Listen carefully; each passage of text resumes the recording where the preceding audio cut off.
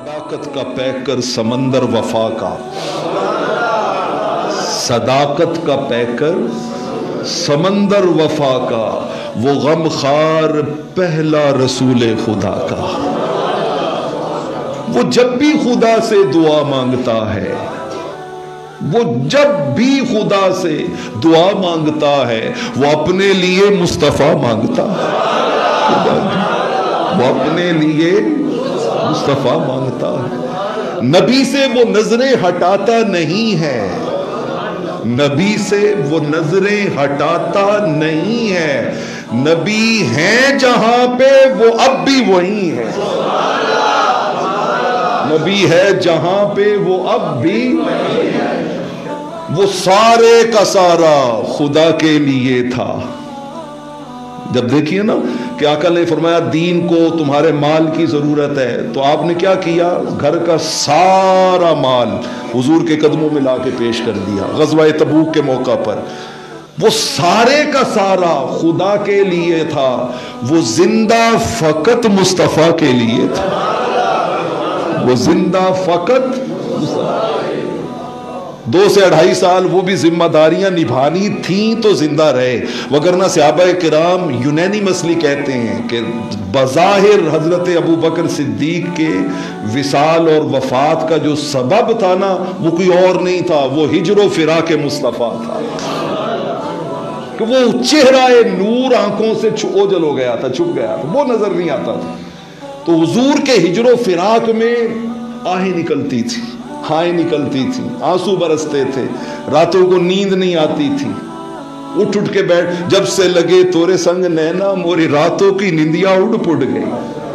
وہ جو یار کے سنگ ایک محبت کا تعلق استوار ہوا تھا، عشق کا، پیار کا، محبت کا، یعنی آپ دیکھیے کہ 38 لوگوں نے ابھی کلمہ پڑھا ہے، اور سیدنا صدیق اکبر روز اصرار کرتے ہیں آقا جی اب ہم نے چھپ چھپ کے عبادتیں نہیں کرنی،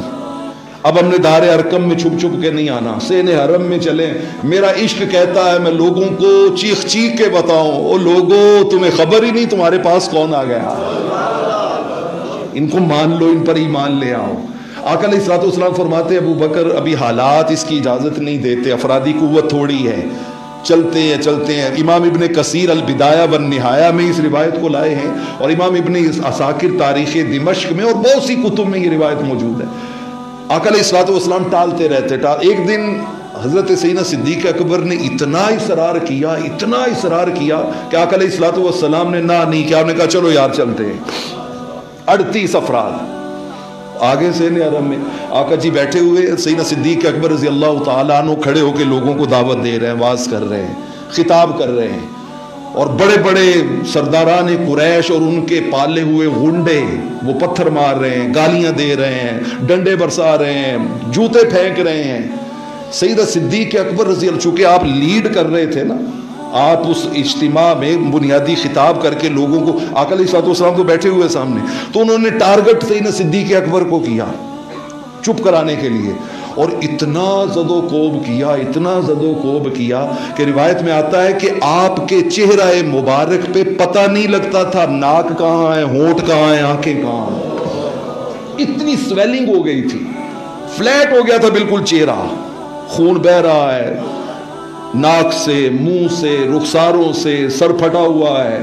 پورا جسم زخم ہے۔ اور یہ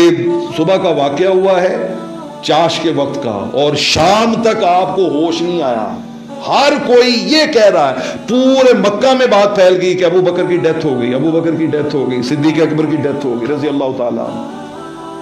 آپ گھر میں پڑے ہوئے ہیں، بس ہلکی سی سانس چل رہی ہے، ہلکی سی سانس۔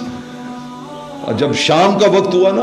تو ماں پاس بیٹھی ہے، دبا رہی ہے، پٹیاں کر رہی ہے، خون صاف کر رہی ہے، مرہم لگا رہی ہے، تو اچانک سے نا صدیق اکبر رضی اللہ تعالیٰ عنہ کے نا جسم میں جنبش ہوئی، ہلکی سی آنکھیں کھولی، تو ماں کو بڑی خوشی ہوئی کہ میرے بیٹے کی طبیعت بحال ہو رہی ہے، تو انہوں نے فوراً کہا بیٹا خیریت سے ہو نا؟ تو آگے سے ڈبڈباتی آنکھوں کے ساتھ کہا اماں میری خیریت چھوڑ، بتا میرے ساجن کا کیا حال ہے، میرے محبوب کا کیا حال ہے۔ یعنی عشق کی انتہا ہے، عشق کی انتہا ہے۔ اس حال میں بھی حضور علیہ الصلوۃ والسلام آپ کو نہیں بھولے. اور جب ماں نے کہا نا بیٹا یہ تھوڑا سا دودھ پی لو، یہ تھوڑی سی کوئی چیز منہ میں ڈالو، تمہارے جسم میں طاقت آئے اور تاکہ تمہارے زخم جو ہیں وہ ذرا ٹھیک ہوں، تمہیں ہمت ملے، تو جملہ سنیے، انہوں نے کہا لا آکل طعاما ولا اذوق شرابا حتی آتی رسول اللہ صلی اللہ علیہ وسلم. انہوں نے کہا ماں خدا کی قسم ایک قطرہ بھی کسی مشروب کا حلق سے نیچے نہیں اترے گا،